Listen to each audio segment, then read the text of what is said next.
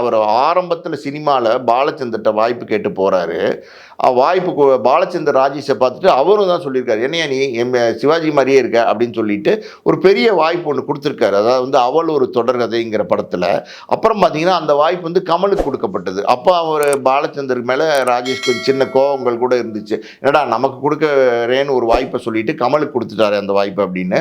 நான் படமெல்லாம் வந்ததுக்கப்புறம் ஒரு காலகட்டத்துக்கு அப்புறம் அந்த படத்தை மறுபடியும் டிவியில் எப்பயோ பார்க்க நேரிட்டு தான். அப்போ அவர் நினச்சார், ஐயோ இந்த மாதிரி கேரக்டர்லாம் வந்து கமலை தவிர யாராலையுமே நடிக்க முடியாது, அவ்வளோ அற்புதமாக கமல் நடிச்சிருக்காரு, நம்ம போய் சின்ன பிள்ளைத்தனமாக இந்த கேரக்டர் நம்ம கொடுக்கலையேன்னு அவர் மேலே கோவப்பட்டிருக்குமே அப்படின்னு நினச்சிருக்காரு ராஜேஷ்.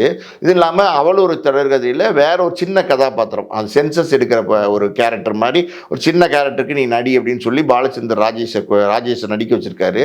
அந்த படம் தான் அவருடைய முதல் படம், 1974 வந்த படம்னு நினைக்கிறேன். அதுக்கப்புறம் தொடர்ந்து அவருடைய சினிமா ஆர்வம் இருந்துகிட்டே இருக்கு.